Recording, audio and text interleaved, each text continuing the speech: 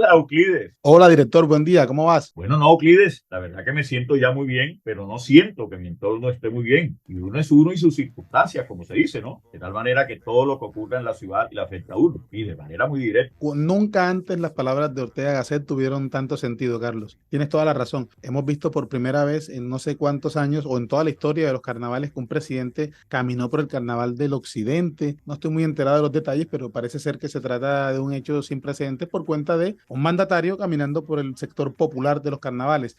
Pero lo chistoso del asunto o lo particular de todo esto es que en Barranquilla los carnavales parecen extenderse. ¿Y por qué traigo esto a colación? Porque algo similar está pasando con las celebraciones del Día del Periodista, director, y es pertinente quizás continuar con el análisis de la situación del periodismo y de los ataques al periodismo, los límites del periodismo, pero sobre todo, no sé si has notado, tú que tienes mucha experiencia en este campo, que por lo general algunos personajes públicos tienden a señalar o a pensar que el periodista es el culpable de la noticia. No son capaces de identificar o de hacer la diferenciación entre el profesional y su trabajo. A ver, eso es claro, Euclides, y siempre nos estará ocurriendo, y es un tema que siempre se ha discutido en la academia. Es que nosotros tenemos un gran problema. Si una nota nuestra gusta, o un comentario, cualquier cosa que haga un periodista, le gusta a un sector, pues necesariamente va a dejar de gustarle a otro sector. Si uno habla bien, por ejemplo, de lo que pueda ocurrir en el gobierno Petro, necesariamente en medio país se disgustará por lo que uno diga. Y lo contrario, como uno llega a reconocerle a la oposición que tienen razón en algo, pues los petistas saltan de manera inmediata, sobre todo algunos que están agrupados en alguna bodega. Pero uno está acostumbrado a eso porque eso siempre ocurrirá,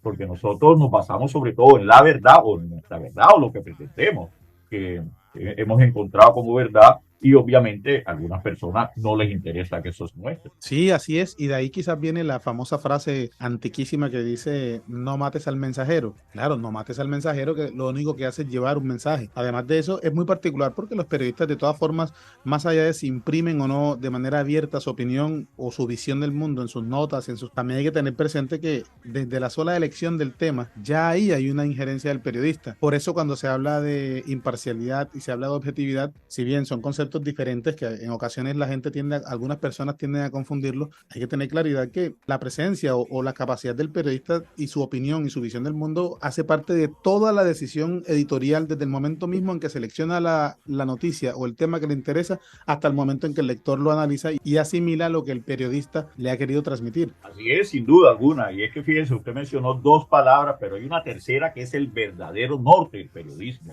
de la prensa en general, y es la verdad. Y es que si usted lo que busca es esa verdad, la persigue, y para ello tiene que citar muchas fuentes, no solo coger un comunicado y copiarlo, pegarlo, en fin, sino que tiene que ver con todo ese trabajo de reportería que hay que hacer, la contrastación de las noticias. Uno lo que busca es tomar una fotografía lo más veraz posible y publicarla. Entonces ahí hay unos elementos que se deben conjugar, y por eso es que no siempre se pareciera ser objetivo, se pareciera ser imparcial, porque usted de una u otra manera también asume algún tipo de posiciones dependiendo de lo que haya descubierto. Y es que si usted está viendo, por ejemplo, a un funcionario público cometer una irregularidad y puede probarla, en estos momentos, ¿qué puede hacer usted ante ese hecho? Tiene que tomar la fotografía, digo yo, hacer la publicación, en fin, y mostrarla como tal. Y obviamente muchas personas van a quedar resentidas, pero ese es nuestro deber, hay que ser veraz.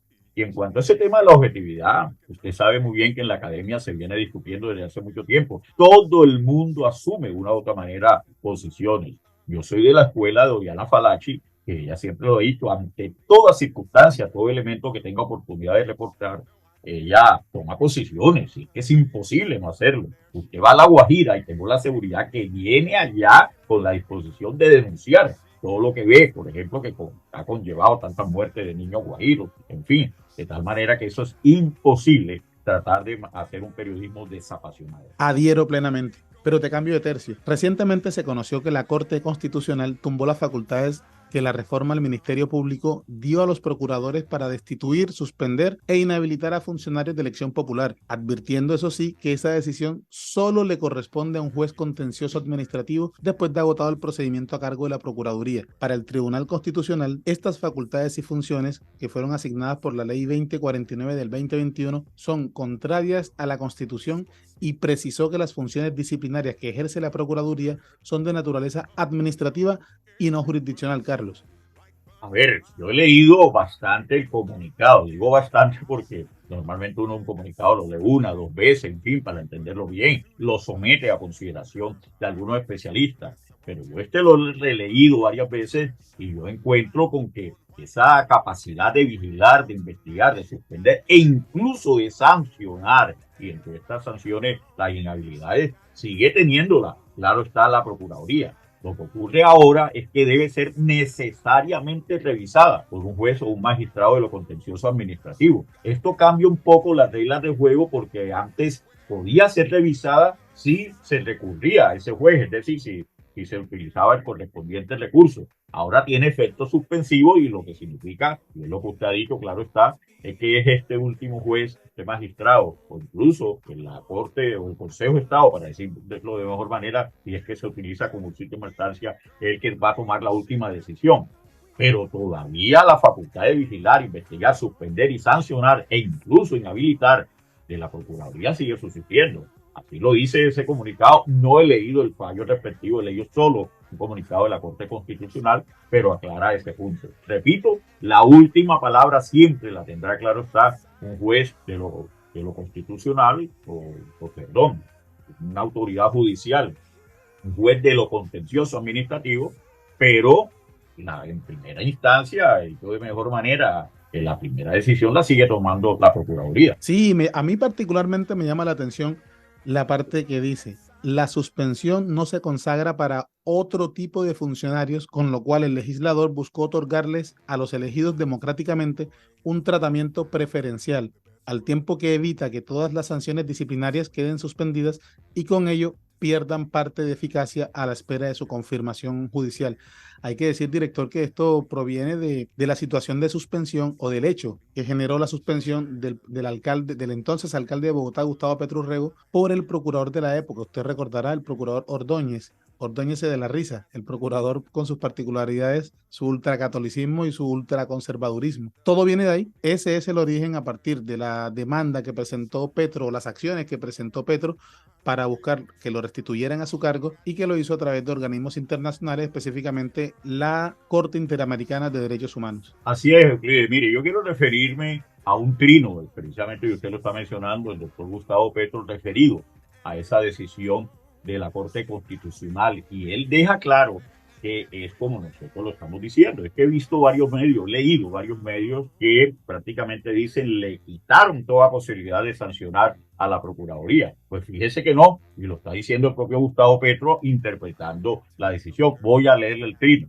Él dice, como lo hemos defendido, Procuraduría, por ser autoridad administrativa, no puede quitar derechos políticos como lo prohíbe el artículo 23 de la Convención Americana, que es parte de la Constitución. Entonces dice, lástima que la Corte Constitucional restrinja esa prohibición solo a funcionarios elegidos. A ninguna persona se le pueden quitar sus derechos políticos, sino por sentencia de un juez penal. Presentaremos proyecto de ley al respecto, ojalá en consenso con la actual Procuraduría. De tal manera que fíjense, Gustavo Petro no quedó nada contento con esta decisión de la Corte Constitucional. Bueno, director, antes de cambiar de tema, te quiero preguntar, ¿y habrá algo que al doctor Petro lo deje satisfecho? Bueno, seguramente sí, aquellos avales que les dé sus propios adláteres, les den sus propios comilitones, sus propios simpatizantes.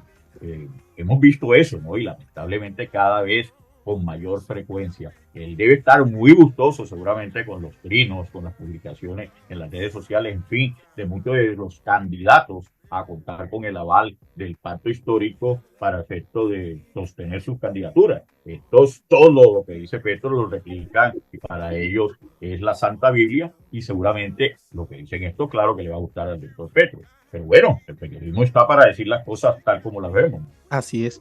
Y por último, Carlos, nos llamó mucho la atención un video que fue tendencia en las últimas 48 horas, en TikTok sobre todo, en el que se ve a unos estudiantes con toga y birrete de la Universidad Nacional Experimental Politécnica de las Fuerzas Armadas de Venezuela, la UNEFA. Se volvió viral porque en ello aparecen unos jóvenes señalando, estaban en pleno grado, pero que no tenían ni idea de nada de lo que les habían enseñado, que básicamente la institución les había regalado el título porque ellos nunca aprendieron nada. Pues, señor director, debo decirle que la universidad lo que hizo fue cancelar los títulos. En la noche, al día siguiente, cuando se viralizaron los videos, cancelaron los títulos. En este momento la discusión que se ha dado es si tienen derecho o no, pero la pregunta es, director, ¿Se podría tener en la sociedad a profesionales que desde el momento mismo en que están saliendo al mercado laboral están señalando que no tienen el conocimiento necesario para asumir los retos que presenta justamente su profesión?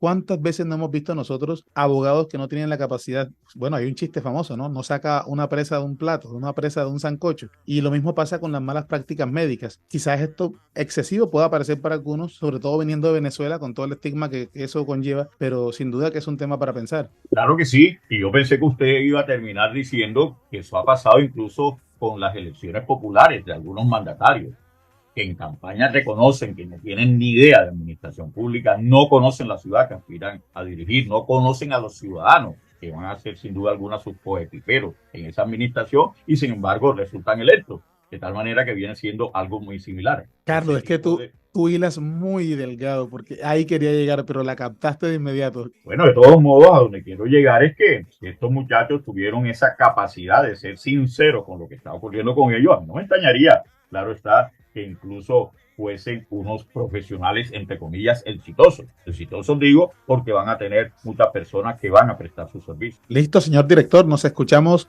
mañana a través de las plataformas de Revista Metro y las plataformas de podcast. Bueno, señor, y cuídense mucho.